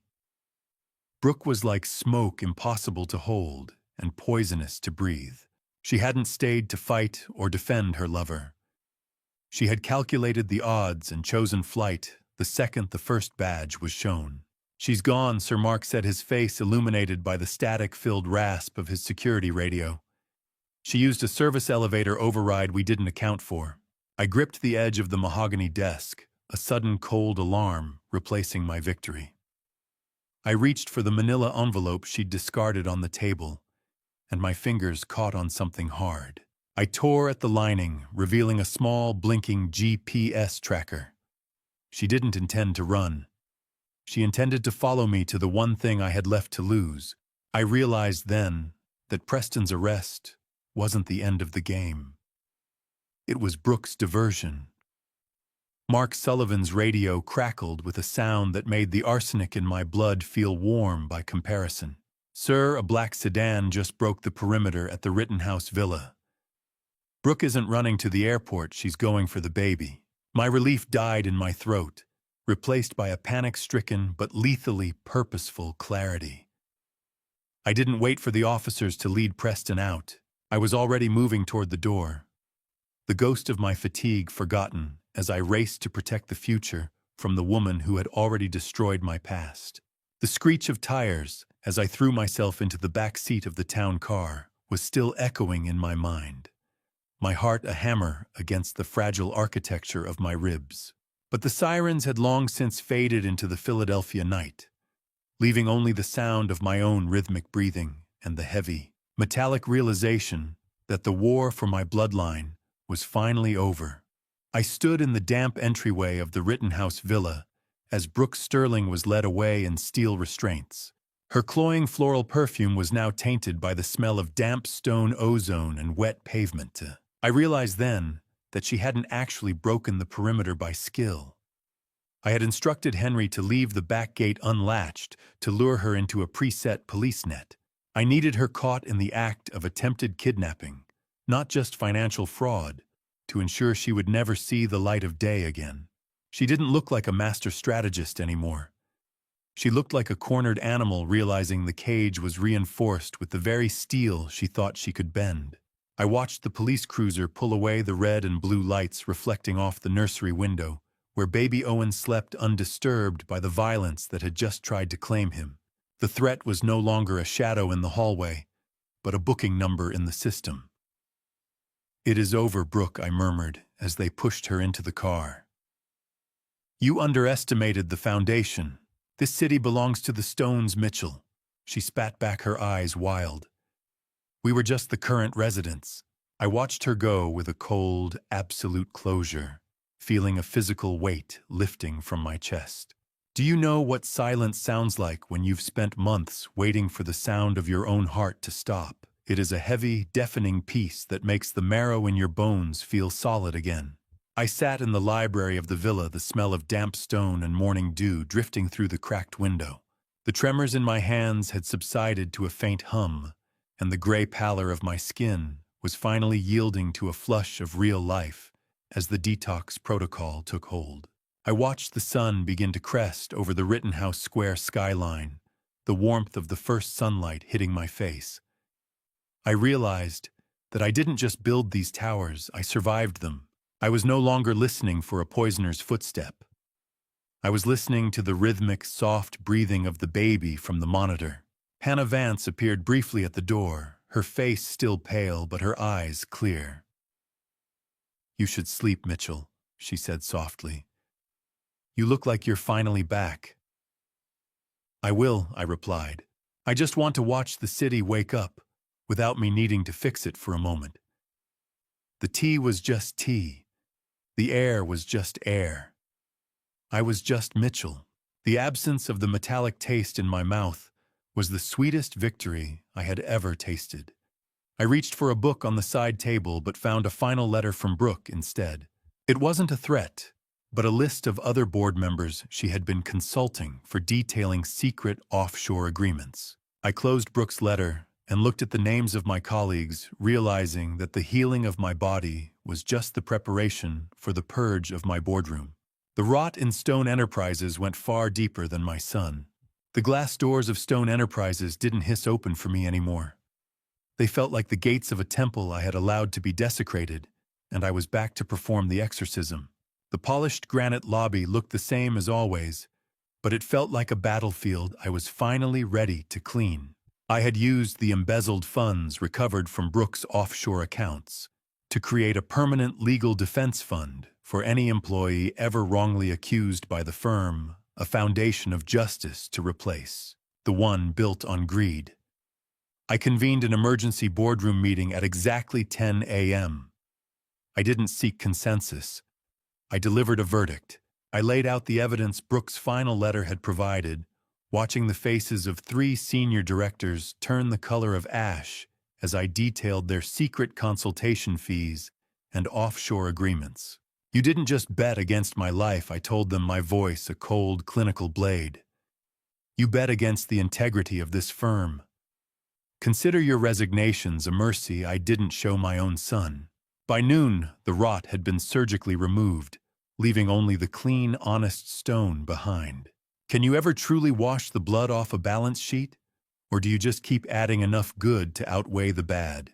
I stood in the lobby at 2 p.m., the smell of floor wax and expensive cologne, a sharp reminder of the world I had built. Leo Grant, a 30-year-old father of 2, with the tired eyes of a man who had spent months defending a ghost of a reputation, walked in clutching his briefcase like a shield. Marcus Thorne, younger and more brittle than Leo, looked around the lobby as if he expected the walls to collapse on him at any moment. I stepped forward, the echoing sound of my heels on marble the only noise in the atrium. I handed them each a cool, heavy settlement envelope and a senior management contract. "I didn't just bring you back for your skills, Leo," I said, looking into his eyes. "I brought you back for your honor." Looking into their eyes, I saw the exact moment their dignity was restored, a construction project far more important than any skyscraper I had ever designed. 30 years to build. 1 morning to clean. My real legacy wasn't the buildings, but the people I had failed and then fought to save. Later that day, I attended Preston's sentencing hearing. The blinding, honest sunlight through the courtroom glass felt like a physical weight. Preston attempted to blame my parenting for his crimes, but the judge revealed that I had actually set up a secret scholarship fund in his name decades ago, a fund he had been siphoning from since his college days. As the bailiff led him away to begin his 15-year sentence, he stopped and looked at me. his eyes filled with a terrifyingly clear recognition.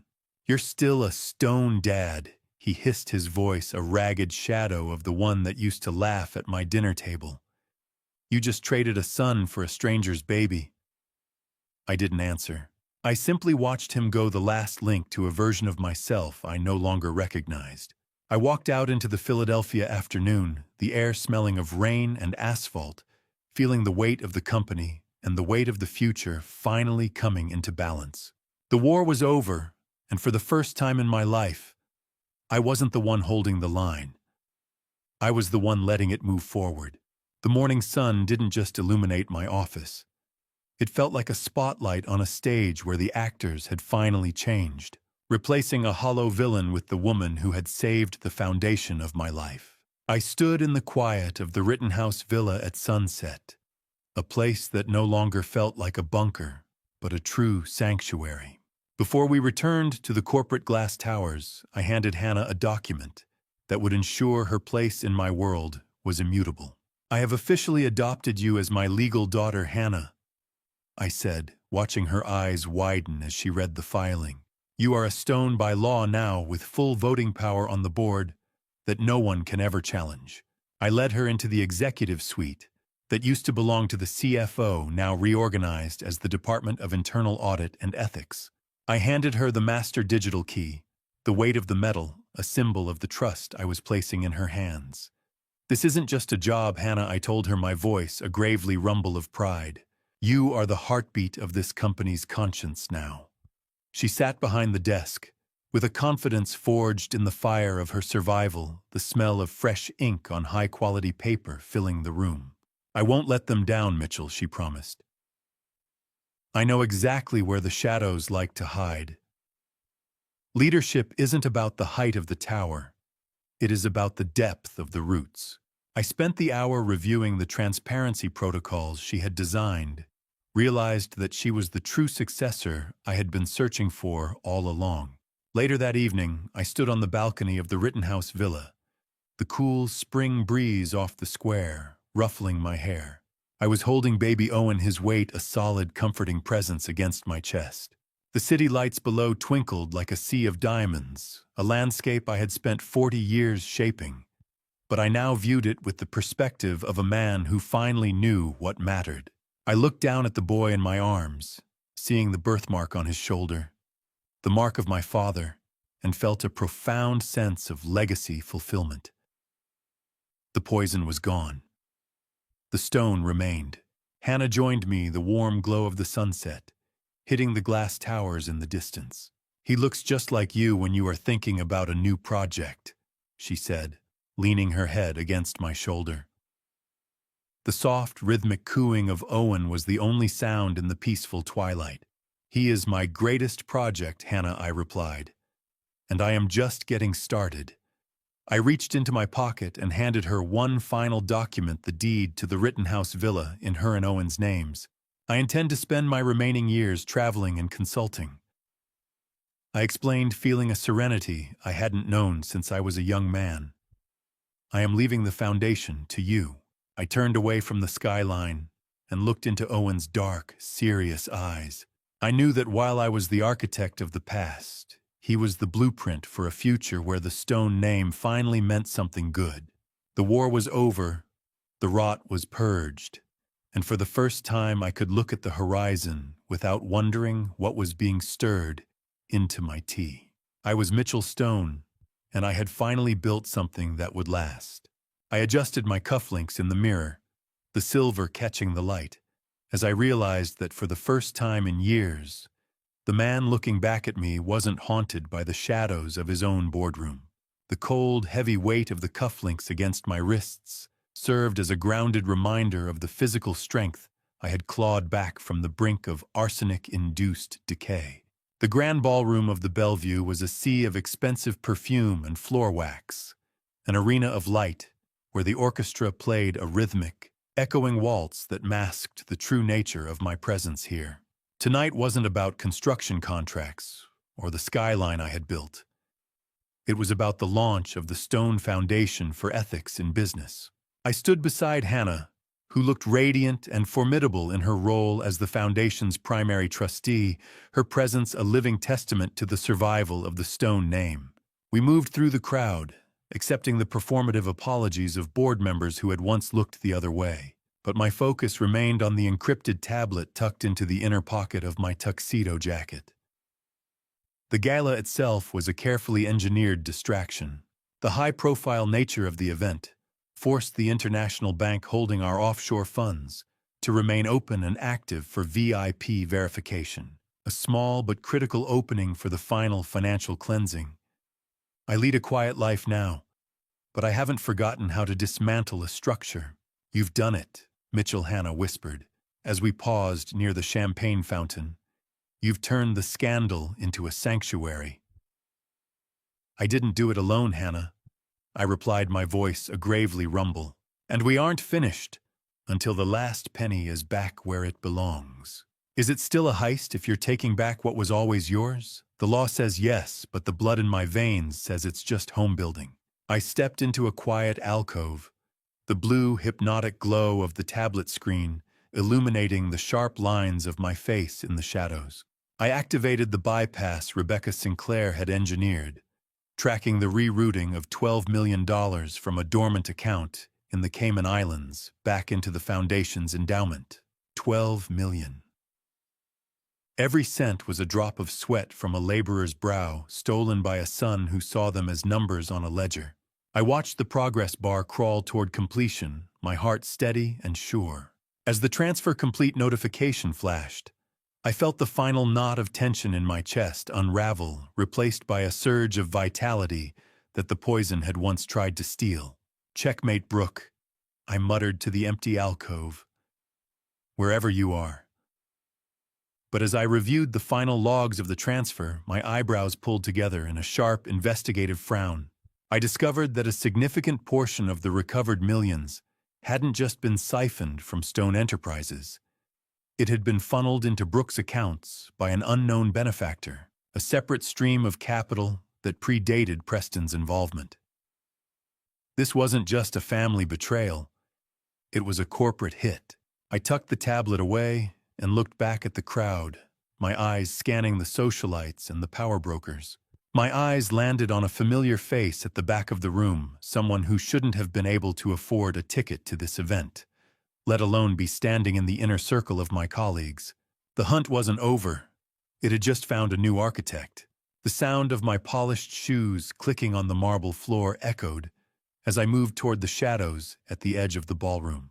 I moved through the sea of silk and tuxedos, my hand hovering near the pocket where the recovered millions sat in digital safety. But my eyes remained locked on the man in the threadbare charcoal suit, who looked entirely out of place. I didn't just find them by accident. I had secretly dispatched a private jet to the mountains of West Virginia days ago to ensure they arrived in time for the Foundation's launch. I reached the back of the ballroom and realized the suspicious guest wasn't a corporate spy or one of Brooke's associates, but a man whose weathered face mirrored Hannah's own features. Silas Vance, a man with hands like cracked leather and a suit that smelled faintly of cedar and wood smoke, stood tall despite the weight of the city pressing down on him.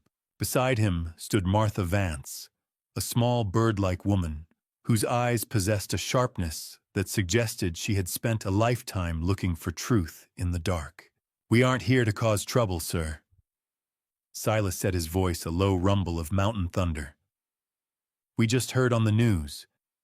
We thought we saw our Hannah." "You aren't trouble, Silas?" I replied, my voice softening as I reached out to touch his scratchy, work-hardened hand. "You're exactly what this family is missing. Why do we spend millions on art and architecture when the most beautiful structure is a father finally holding his daughter again?" I guided Silas and Martha through the crowd, ignoring the whispers of the elite, as I led these simple, honest people toward the center of the room, where the orchestra was playing a slow, rhythmic ballad. When Hannah saw them, she froze, the high society mask she'd worn all night shattering instantly. The champagne glass in her hand trembled, the liquid blurring with the lights through her sudden tears. Mom, Dad. How? How did you get here? She whispered, her voice breaking. Mr. Stone sent for us, honey. Martha said, her voice trembling with a visceral relief. He said you were a hero. The diamonds in the room were fake compared to the raw tears on Martha's face. The reunion was visceral, a collision of West Virginia coal dust and Philadelphia marble. I watched as they embraced, realizing that my greatest achievement wasn't the construction of the foundation, but the demolition of the walls that kept this girl from her home. I sat back and watched the healing, the first real foundation I had ever built that wouldn't ever crumble. But as the crowd began to drift away, Silas pulled me aside, his expression darkening. He reached into his pocket and pulled out a crumpled check, one my son had written, that never cleared. He told us if we didn't sign a paper saying Hannah was unstable and a habitual runaway, we'd never see her alive again. Silas whispered, his eyes filled with a weary, ancient pain. He tried to buy our silence, Mitchell. He tried to buy our daughter's life. I took the paper, the cold reality of Preston's depravity hitting me one final time. Even at the end, I was still finding the shards of the glass he had broken. The golden Philadelphia sunlight filtered through the ancient oaks, casting long, peaceful shadows that made the frantic, arsenic-laced nightmare of the last year feel like a story told about a man I no longer recognized. I sat on a sun-baked park bench in Rittenhouse Square, my hands steady and warm in the September heat. I watched Hannah walk Owen in his stroller, the Vance parents trailing behind them, with a look of quiet wonder at the city they once feared. There were no bodyguards in sight, only the invisible shield of the peace I had spent my fortune to build. I had officially dissolved Stone Enterprises as a public entity weeks ago, taking it private so that the family never again has to answer to a board of directors that values profit over people. The corporate machine was dead. The family legacy had finally begun to live. Silas Vance sat beside me, the scent of dry leaves and wood smoke clinging to his coat. You look like a man who has finally retired from the war, Mitchell. He said, his voice a low rumble of mountain thunder. I didn't retire, Silas.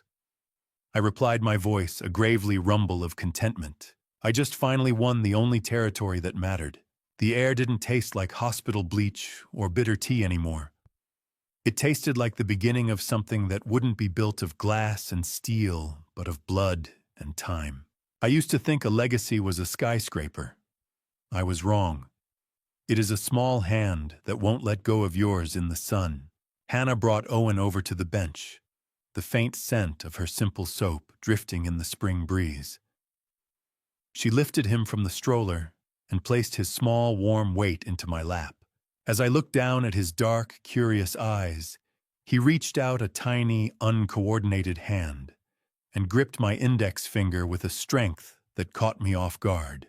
He has got your stubbornness, you know, Hannah said with a soft laugh. He won't let go. Good, I whispered, feeling a profound physical and emotional anchor in that small, fierce grip. A stone should know when he is holding on to something worth keeping. In that moment, I felt the final traces of the poison leave my soul, replaced by a legacy that didn't require a boardroom to validate. He squeezed. I breathed. We began. I looked down at his tiny wrist and froze. There, hidden in the folds of his skin, was a faint birthmark in the exact shape of a cornerstone, a final miraculous sign that this child was the true foundation of the new Stone legacy. It was a genetic seal of approval from the generations that came before me, a mark that bypassed the rot of my son and linked me directly to the future. I looked up at the Philadelphia skyline I had built, the glass towers shimmering in the distance like diamonds. Then I looked back down at the boy in my arms, realizing that while I had spent my life building for the city, I was finally spending my days building for the soul. The distant, happy murmur of the city on a Sunday afternoon was the only soundtrack I needed. I closed my eyes, the warmth of the sun and the weight of my grandson finally balancing the scales of a life I had almost lost. I was Mitchell Stone, and for the first time I was home. The city lights began to pulse like a slow, electric heart beneath me.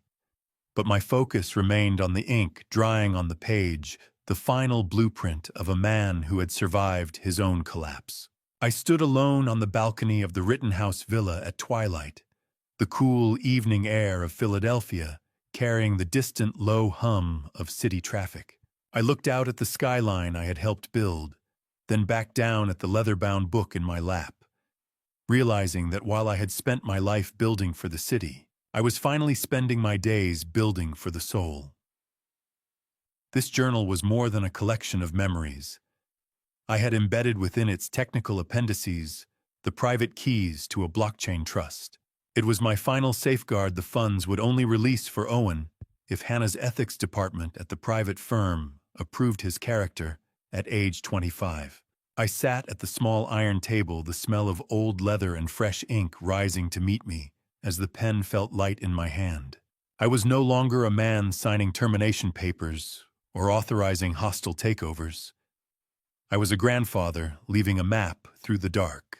To my grandson, never trust a structure that doesn't account for the soul, I wrote, my hand steady despite the physical weariness that came with age. The greatest thing I ever built was the bridge back to this family. I detailed the history of the Stone name, ensuring he would know that while we built the skyline, we also learned to mend the spirits we broke along the way. I wanted him to understand that a true legacy isn't measured in stories of steel, but in the silence of a clear conscience. I wrote about the arsenic not as a tragedy, but as a teacher that showed me the fragility of a foundation built only on profit. The ink was dry. The debt was paid. The stone was set. I paused, looking up at the horizon as the sky turned a deep, bruised purple. For the first time in my life, I didn't feel the need to look at my watch or check a stock ticker. The frantic race for more height, more power, more time had finally reached its end. I was finally existing outside of time, a man whose work was finished and whose peace was absolute. The city lights continued their rhythmic pulse, but they were no longer my masters. They were simply a view. I felt a profound sense of closure, the kind that only comes when you know the next generation is standing on solid ground. As I prepared to go inside, I realized that my survival wasn't just a medical miracle, but a spiritual necessity. I had to live long enough to ensure the poison stopped with me. I reached the end of the final page, the heavy weight of the journey behind me, transforming into a buoyant lightness. I realized that my own story was just the preamble to Owen's. I stood up, my joints stiff, but my spirit unburdened. The tactile snap of the journal's clasp echoed in the quiet evening air, a sound of finality that rang truer than any boardroom gavel. I snapped the journal shut and looked toward the nursery, where a single light burned a beacon for the boy who would never have to taste the arsenic of my past. I walked toward the door, leaving the skyline to the night and my legacy to the light. Looking back at my family story, I realize I spent decades building an empire, but failed to build a relationship with my own son. Don't be like me. Don't measure your worth by the height of your towers while ignoring the cracks in your foundation. I was so focused on constructing a legacy that I didn't see the monster I was raising under my own roof. This dad revenge wasn't born from hatred. It was born from survival and the desperate need to protect an innocent child. But here's the truth. Revenge shouldn't have been necessary. If I had been present, truly present in Preston's life, maybe he wouldn't have become the man who tried to kill me. I built him a kingdom, but forgot to teach him character. The greatest lesson from this family story is simple: watch who you trust. But more importantly, be someone worth trusting. I ignored Hannah's suffering, dismissed the warning signs, and nearly paid with my life. Your closest circle can become your greatest threat if you prioritize profit over people. My dad revenge taught me that justice without mercy is hollow. Yes, I stopped Preston, but I lost a son in the process. That's a wound no amount of money can heal. I believe the Lord's timing was perfect. He allowed me to see the truth before it destroyed everything. God doesn't just save us from our enemies. Sometimes He saves us from ourselves. To anyone listening, don't wait for the arsenic to reach your bloodstream before you examine your family story. Protect your peace, verify your trust, and remember that blood relations mean nothing without loyalty and love. This dad revenge saved my grandson Owen, but I survived carrying scars that will never fully heal. The tallest building is worthless if it's built on a foundation of lies. Thank you for walking with me through this entire journey. I want to hear from you. Please leave a comment sharing your perspective.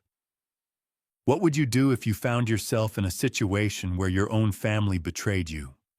Like this, would you choose revenge, forgiveness, or something in between? Your viewpoint truly matters to me. If this story resonated with you emotionally or made you reflect on your own relationships, please consider subscribing to the channel so you won't miss future stories that explore the complex dynamics of trust, betrayal, and redemption.